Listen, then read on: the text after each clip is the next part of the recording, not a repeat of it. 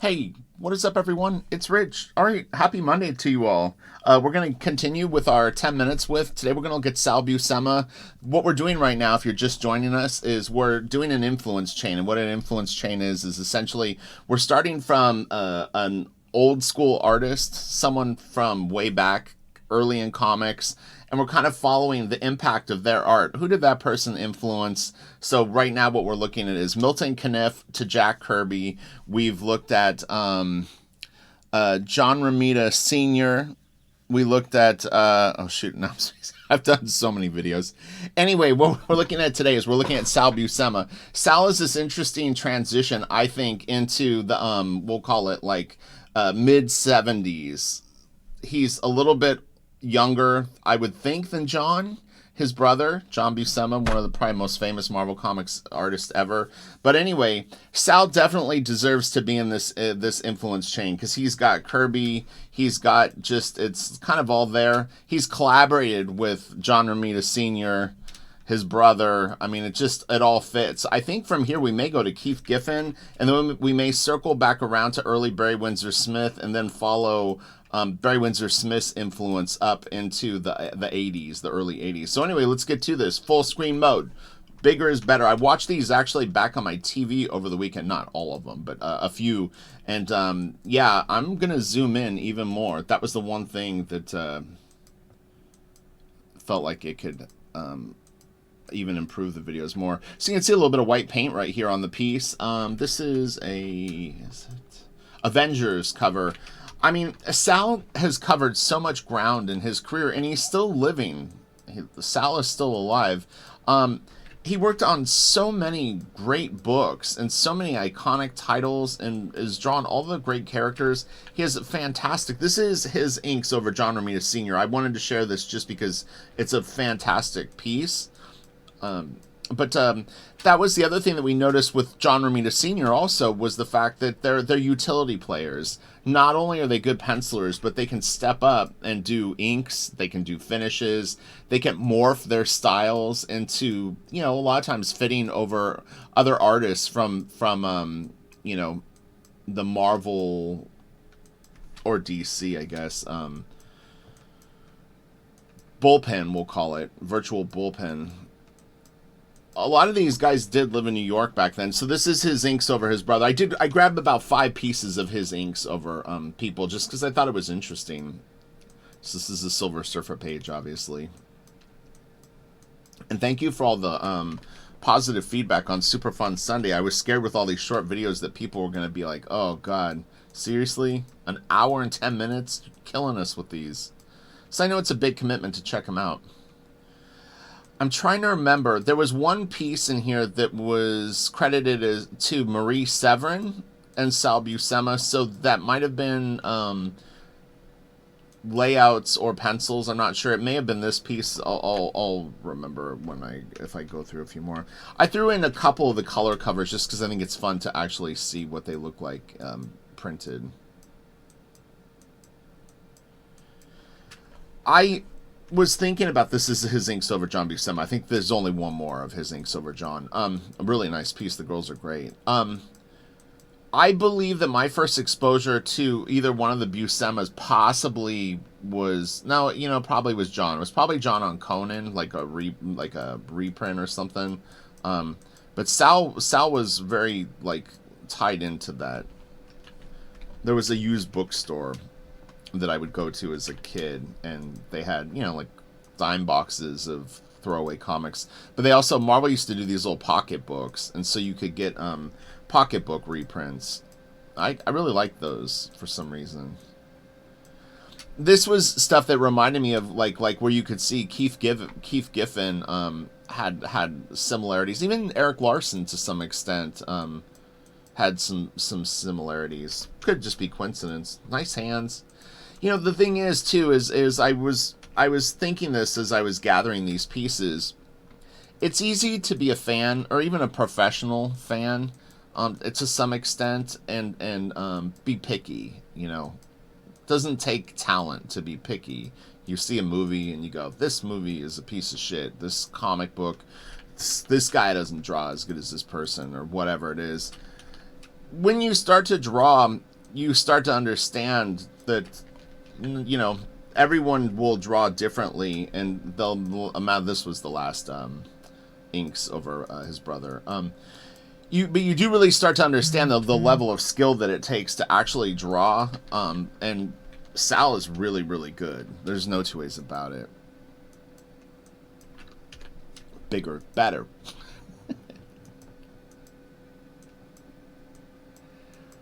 I wanted to plug Patreon too. I don't aggressively promote anything on this YouTube channel when I'm doing videos, but my Patreon is quite active. We have a new Discord. I'm doing a video today on piggybacking off of the Journey of 1,000 Miles content that I used to do, which is strategies for improving your work. And today I'm going to talk about how to stick to drawing, because it's one thing to practice a little bit. It's another to be able to take it in the end zone and score. And most people, honestly, don't take it into the end zone and score, especially if they're trying to break in.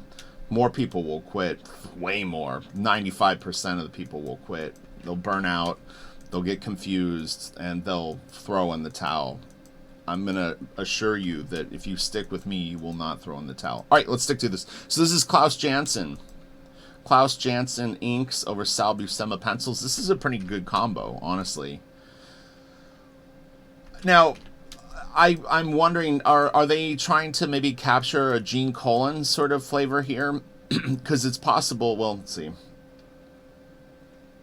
No, it looks like he did the full book. So Sal did layouts, and then Klaus did finished art. Interesting. These artists back then, and this again reminds me a little bit of Eric Larson and a little bit of Keith Giffen. Keith Giffen's going to be a really interesting video for me. My first exposure to Giffen would have been on Trencher, probably, but I've seen his other work, but I think that it'll tie in really good with Jack Kirby and even maybe a little bit of this.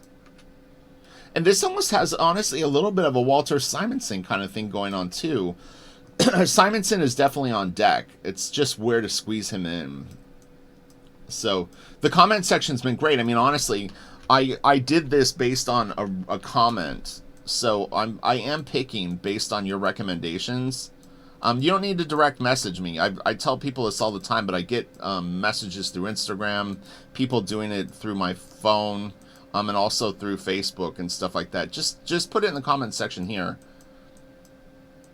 It's easier for me to keep the stuff organized. But I appreciate the feedback. This is cool. Like, I think the first thing that I saw of Sal Buscema, my guess has always been that it was one of those Marvel Hulk pocket books. I still have them, honestly, somewhere. I come across them occasionally. This is pretty cool.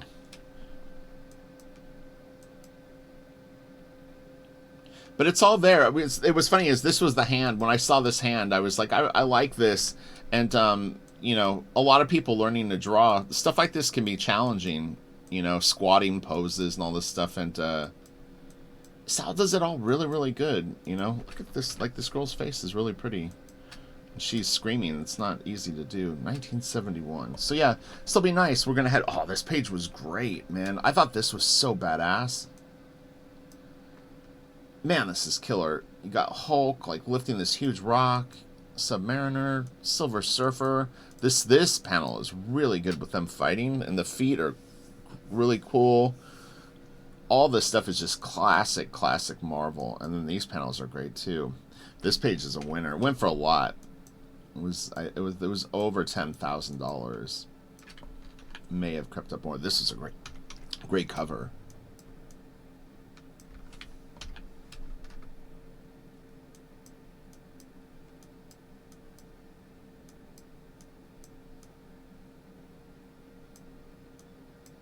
Pretty cool webbing. It was funny as I saw the webbing up here, and it made me think of, oh yeah, let's see how he's doing this. Webbing's an interesting little effect to have to decide how you're gonna do it. You know, oh, this was really cool too.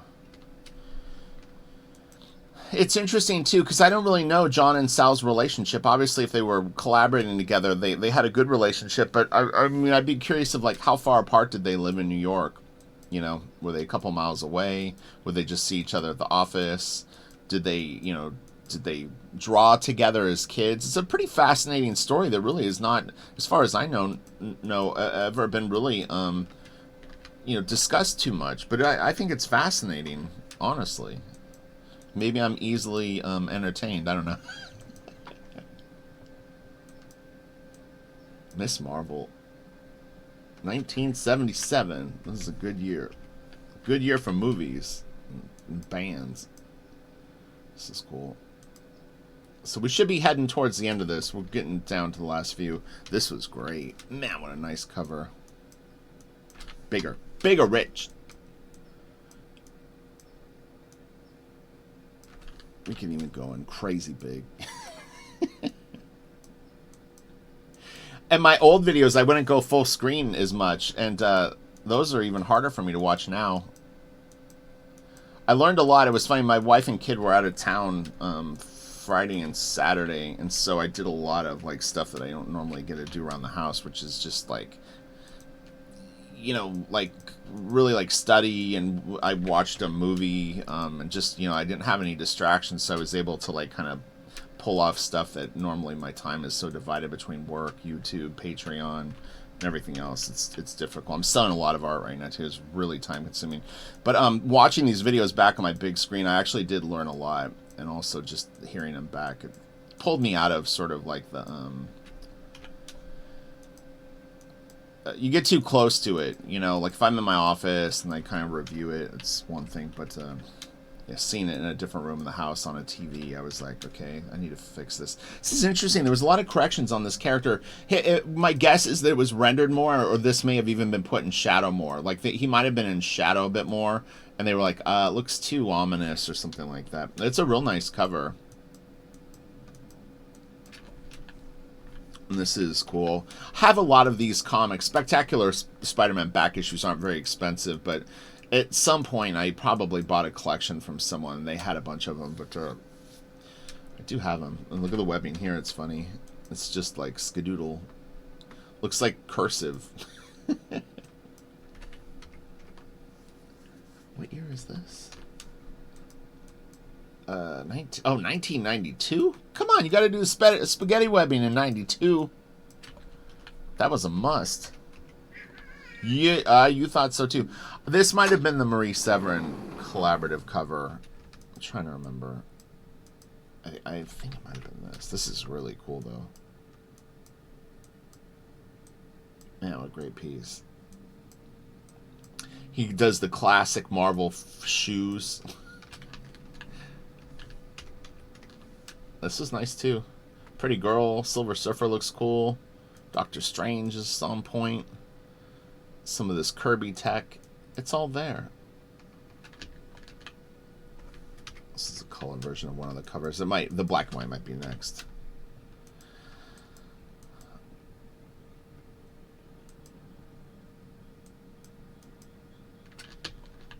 Yeah, here we go. Real nice inks. One of the very first pieces that I inked at Wildstorm that was of any note was I inked a Jim Lee splash page from Union 7, I want to say.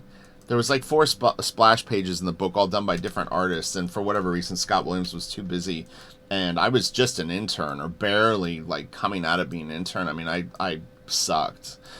Basically, I mean, I could work over type pencils, but not anything that I would have to have any drawing ability on. And man, Jim had broken glass everywhere, and I just had no idea how to give it like proper line weights. So, look, I mean, everyone has to learn it somewhere. So this was on the back of the page. We'll see the page in a second, but I thought this was fascinating. Oh God, that dog is tortured.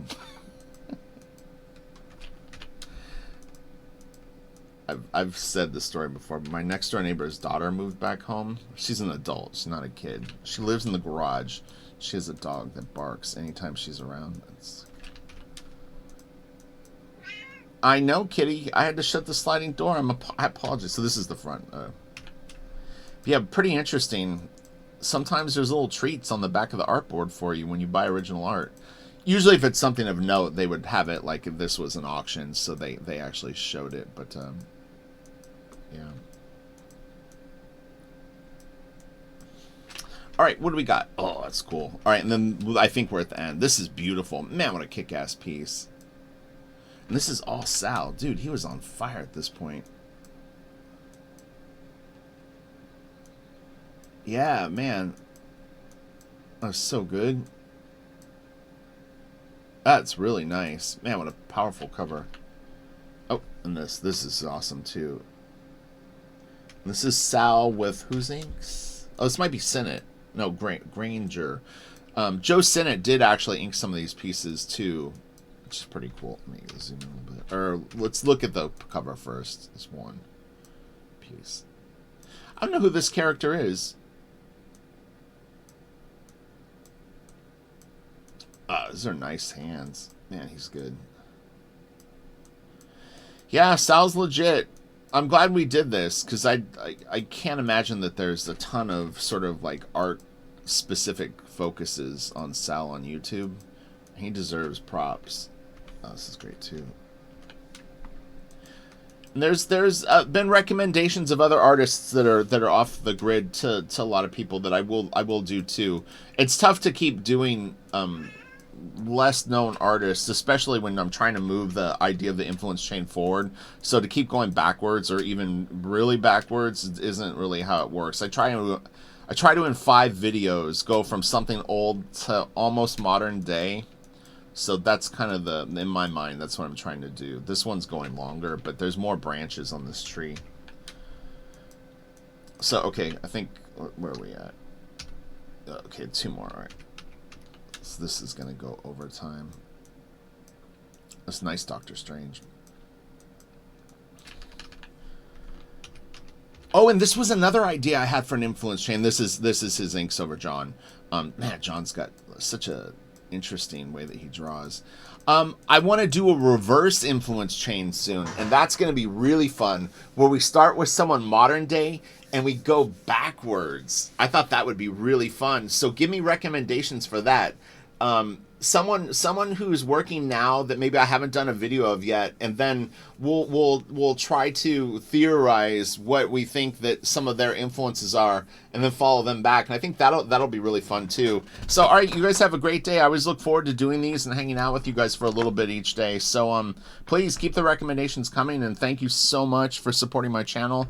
And I'll start having updates for Blaster Kid this week. I'll explain now. I figure anyone who got to the end of the video would be interested in knowing what's going on. So what I needed to do to be able to live the next 2 to 3 months with no income coming in, because I'm not taking any side work, no commissions, I'm not working on Crystal Planet, I have 0 income coming in. I have a bunch of art that I consider medium to lower end sellable stuff. It's not like key pieces, but I have a ton of it, and so I'm selling it. And it's going great. I've sold a bunch of art. I've got a couple of big deals going on where people are buying, 20, 30 pages and stuff like that. It's been very, very time consuming. But the thing is I've almost been able to earn 3 months salary in like 3 weeks. So it was worth doing it, because if I could actually stop having to deal with it. The original idea was I was going to try to sell, put up 5 auctions every day. And if they sell, great. If they don't, whatever, but that I was constantly seeding, sort of, that there was always stuff for sale and that I could earn money on it. And I just started having people going like, well, what else do you have? And like I said, these bigger deals, I scanned almost, God, I don't even know, probably 200 pages of art, detailed shots. I had to price everything. There's all this emailing going back and forth, like, what can you do for this? It just ended up being super time consuming and a little overwhelming, to be honest, but it's worth it to do, because again, if you can earn enough money in a few weeks to be able to not have to worry about anything but just drawing your create your own book till you launch the campaign, it's worth it. So it's a sacrifice I had to make on the front end, but it's like, I'm not fucking around. I'm not wasting time. I just really busy. And then also the other thing is just I get the impression that Kelsey is really busy. So the thing is I'm kind of waiting for him to resurface, to start, you know, going like, hey, I'm gonna send you some pages to color or whatever. So, you know, I mean, I don't want to bother him when he's in the heat of battle also, because it's the last thing you need is more obligations stacking on the stress of trying to finish something. So I have to be respectful of his time. But anyway, everything is going great. Just been super busy. And anyway, so that's the little update. Sorry, I'll talk to you guys later. Bye.